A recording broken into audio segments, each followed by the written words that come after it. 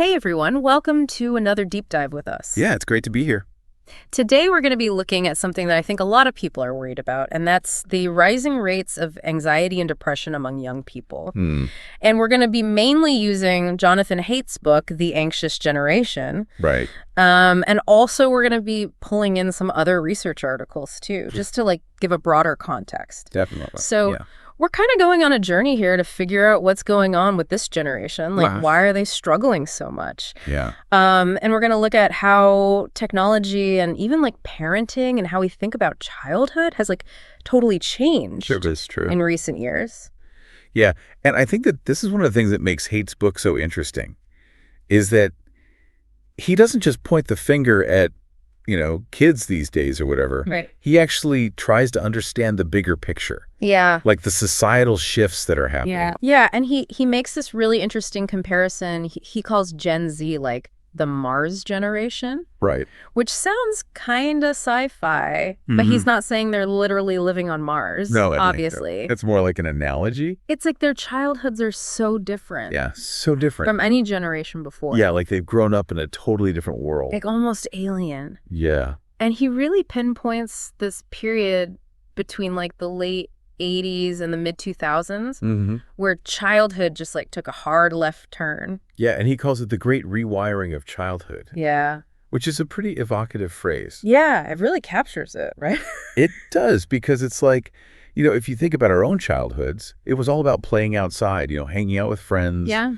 Maybe you played video games sometimes, but it wasn't the main thing. Right. And now for a lot of kids, it's their whole world is online. Yeah, it's screens are their main mode of existence. Totally. Yeah, it's a fundamental shift in how they experience the world. Right. And so this rewiring is obviously hugely influenced by screens and social media. Of course. Yeah. I mean, technology has completely transformed the landscape of childhood. Yeah. It's not just about kids being glued to their phones, though. Right. Haidt actually goes into the research and shows this really sharp increase in depression and anxiety among teens. Oh, wow. Yeah. And this trend starts taking off around 2012. Okay. And girls seem to be particularly affected. And I can imagine some people might be thinking, oh, this is just kids being more dramatic these days. Right. Yeah, that's a common misconception. Yeah. But Haidt actually debunks that. Okay. He looks at real data, like the increase in young people using mental health services. Wow. Even hospitalizations. Oh, gosh. And then, we also see an increase in self-harm, which is really alarming. Yeah. That's really scary. It is. Yeah, and this has not just happened in the U.S. either. Oh, really? Yeah, this is a global trend, which really strengthens his argument, I think. Yeah, so it's not just that there's a problem, but it's why? Yes, exactly. It's causing it. And that's what makes Haidt's work so important. Yeah, and he really zeroes in on social media and excessive screen time, right? Yes, and he outlines what he calls 4 foundational harms. Oh, okay. Let's hear about those. So it's almost imagine a childhood where you're deprived of connection and sleep and focus. Right. And even free will, in a way. Wow, it's a pretty bleak picture. It is, yeah. It's not a pretty picture. So let's break those down one by one. Yeah, let's do that. Starting with social deprivation. Okay, so social deprivation basically means that all that time that kids are spending online is taking away from the time they could be spending interacting face-to-face. Yeah. And that's really important for developing social skills, like learning how to build relationships, navigate conflict, all that messy human stuff. Right. And there's this really striking graph in the book that shows this huge drop in the number of teens who hang out with friends almost every day. And this drop starts happening in the 2010s. Which again, lines up perfectly with the rise of smartphones. Exactly. It's they're retreating from the real world and going into this virtual one. Yeah, it's their social lives are becoming totally mediated by these devices. And you have to wonder if they're missing out on those crucial experiences that help us develop socially and emotionally. Absolutely. And then there's sleep deprivation. Right. And I mean, we've all been guilty of late night scrolling. Oh, yeah. For sure. But for teenagers whose brains are still developing, right.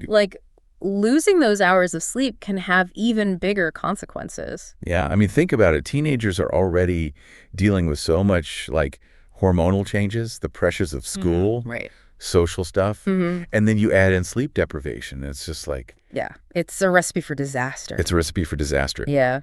And sleep is so crucial for learning emotional regulation, especially during those teenage years. So then there's attention fragmentation. Yes, this is a big one. And our phones are kind of like little slot machines, right? Oh, yeah, totally. They're designed to distract us. It's all about those notifications and the likes and the updates. Yeah, like it's a constant barrage. It is, and it makes it so hard to focus. Mm-hmm.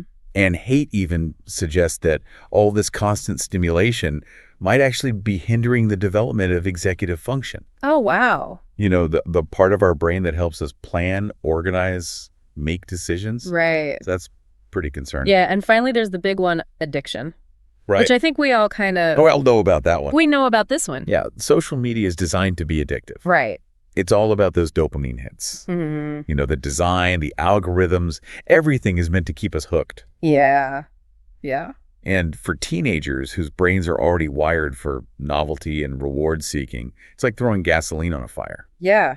So we've got these 4 foundational harms: social deprivation, sleep deprivation, attention, fragmentation, and addiction. Mm-hmm.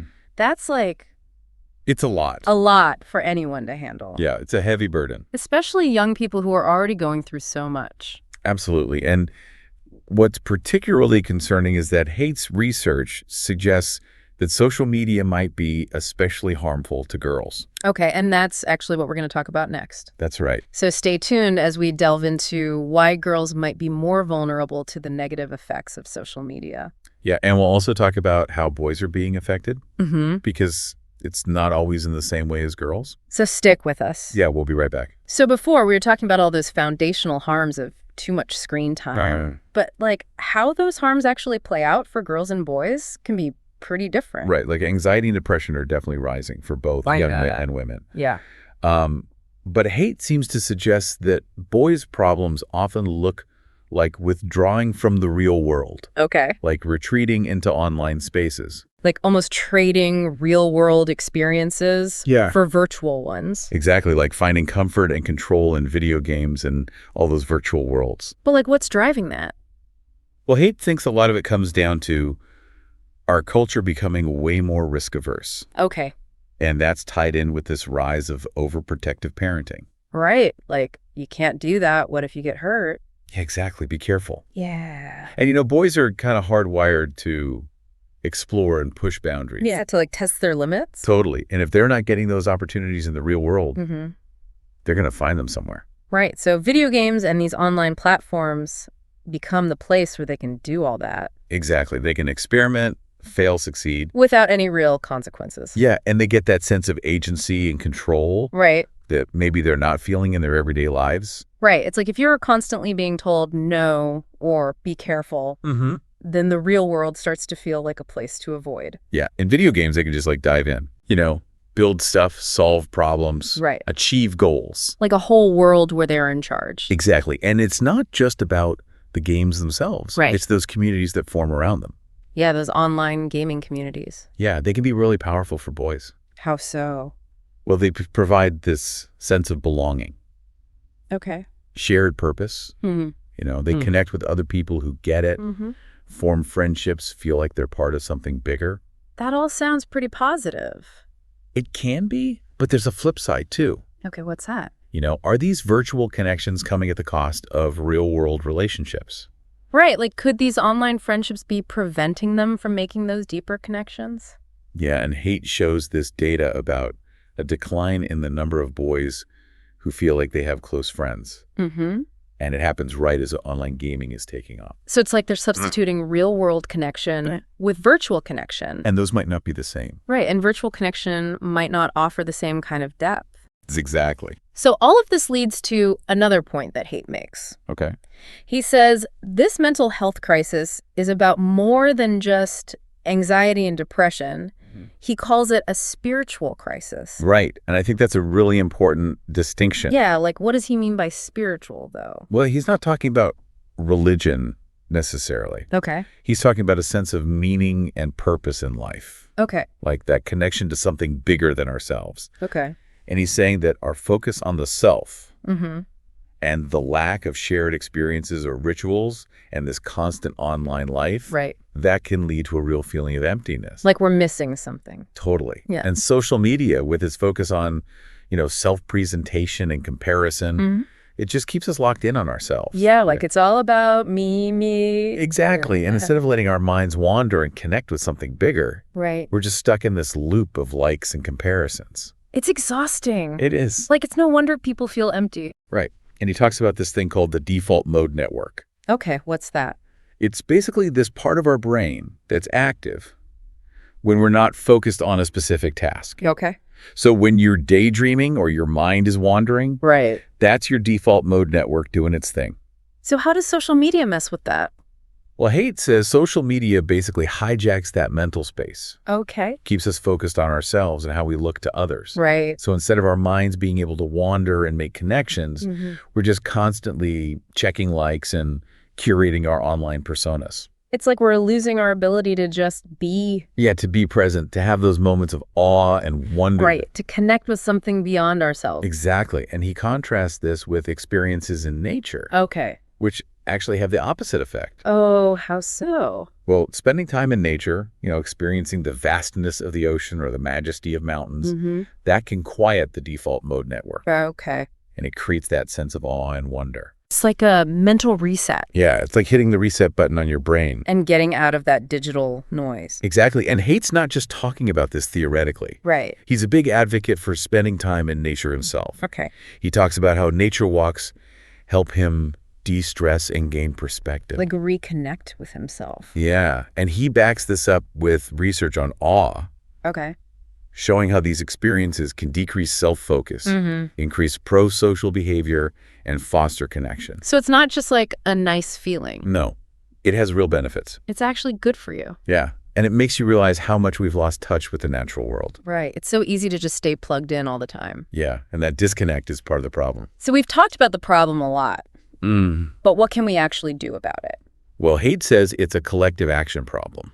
Okay, what does that mean? So even if individuals are making choices they think are best for them, those choices can add up to something negative for everyone. Like it's not just about personal responsibility. Right.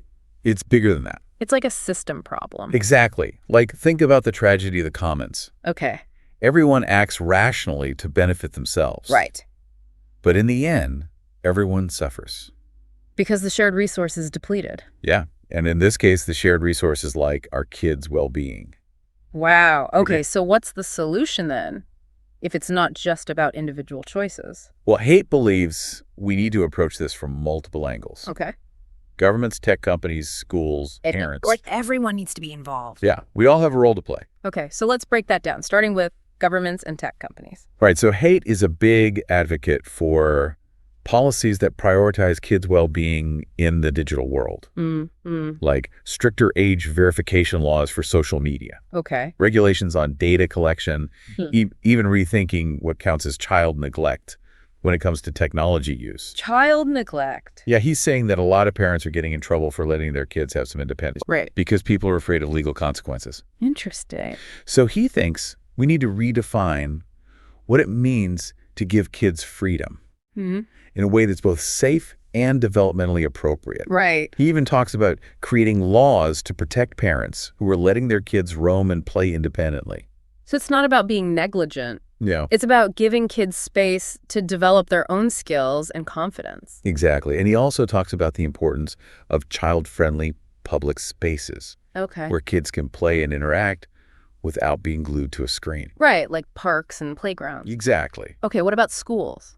Well, he's a big fan of phone-free schools, Okay. more recess time, and programs that encourage independence, responsibility, social-emotional learning. Like a shift away from just academics? Yeah, he even suggests experimenting with different school models Okay. to see what works best for kids' well-being. That's cool. Yeah, and he highlights this one school in Missouri, Okay. the Central Academy of the Arts. Yeah. They went phone-free, and they saw incredible results. Like what? Bullying went down. Okay. Disciplinary issues decreased, student engagement, and creativity went way up. Wow. So it can actually work. Yeah, it's a great example of how small changes can make a big difference. So that's governments, tech companies, schools. But what about individuals? Yes. Like what can we do as parents? That's a great question, and that's what we'll talk about after the break. Okay. We'll explore some practical tips and strategies for finding that balance. Between tech and real life. Exactly. For ourselves and the young people in our lives. Okay, so we've talked about all these big changes that need to happen, but what about us as parents? Yeah. What can we do on a more day-to-day level? Right, like in our own homes. Well, I think the first thing to remember is that hate isn't saying technology is all bad. Okay. It's about finding that healthy balance. Right. And that starts with setting some boundaries. Like what kind of boundaries? Well, he suggests delaying social media use for as long as you can. Ideally till like 16 at least. Wow, 16. Yeah. And even thinking about a smartphone contract with teenagers. Oh, that's interesting. Yeah. Outlining clear rules about usage screen time limits, consequences if those rules are broken. So it's about being intentional. Exactly. Not just letting technology kind of take over. And I think it's important for us to model those healthy habits too. Right. Like if we're always on our phones, our kids are going to pick up on that. Exactly. But if we make an effort to be present, prioritize real-world connections, engage in things that bring us joy offline, right, our kids are more likely to do the same. So it's not just about telling them what to do. It's about showing them. Exactly. So what about those 4 foundational harms we talked about? Like how can parents specifically help with those? Well, hate has some practical tips like having tech-free zones in the house. Okay. Family meals without devices. Encouraging activities to get kids interacting and using their skills in the real world. Like what kind of activities? Oh, board games, outdoor adventures, sports, creative stuff. Right. Even just hanging out with friends. Like good old-fashioned fun. Exactly. So it's about giving them alternatives to just being on their screens. And it's also about encouraging a sense of agency and responsibility. Okay. So like resisting the urge to overschedule their every minute. Right. And letting them experience boredom. Boredom? Yeah. Why boredom? Well, because that's when they have to get creative. Right. Figure things out for themselves. So it's like that free-range kids idea. Yeah, exactly. Letting them explore. Take some risks. Even if they make some mistakes along the way. Yeah. It's tough to go against the grain. Right. Especially with so many parents being super overprotective. Yeah. But he argues that giving kids that freedom, it's crucial for them to develop resilience. Right. Confidence, self-reliance. So they're ready for the real world. Exactly, not just the virtual one. But I can imagine some parents listening and thinking like, wait a minute, what about all the pressure to succeed in this digital age? Right. Like, won't our kids fall behind if they're not plugged in all the time? I think that's a valid concern. Yeah. But Haidt argues that focusing just on digital skills is kind of missing the point. Okay. He says we should be prioritizing skills like critical thinking, problem solving, creativity, collaboration, communication. Like those more fundamental skills. Exactly. Those are the skills that will help them no matter what the future looks like. Right. It's about giving them a broader toolkit. Yeah. And helping them develop those uniquely human qualities that AI can't replicate. Empathy. Compassion, creativity, resilience. So it all comes back to Haidt's Mars generation analogy. Like, what kind of world are we creating for them? Are we giving them the tools they need to thrive? Or are we setting them up for struggle? It's a big question. It is, and it really makes you think about your own choices. Like, are we putting convenience and entertainment ahead of their well-being? Are we living the values that we want them to learn? And it's not just about individual choices either. Right. It's about collective action. Yeah, we have to advocate for policies and systems that support all kids, not just our own. So it's about that bigger picture change. Exactly. Addressing things like poverty, access to mental health care, equitable education. So everyone has a chance to thrive. And Haidt doesn't just leave us with a bunch of problems. Okay. He offers this vision of hope. He asks us to imagine what childhood could be like. In this digital age. Yeah. If we could redesign it from scratch, what would it look like? That's a really interesting question. It's a challenge to think outside the box. Yeah, and imagine a future where technology actually helps us instead of hurting us. So as we wrap up our deep dive into the anxious generation, we hope you've learned something. Yeah, and we encourage you to think about what resonated with you. What actions you might take. Yeah, even small changes can make a difference. And remember, you don't have to do it all alone. Right. Talk to other parents, educators, people in your community. We're all in this together. Exactly. So thanks for joining us on this deep dive. Yeah, thanks for listening. We hope you found it thought-provoking. And maybe even inspiring. And we'll see you next time. Take care, everyone. 恭喜你又听完了一本书，订阅以便不错过更多精彩节目，也别忘了分享给你的朋友，一起快乐听书学英语。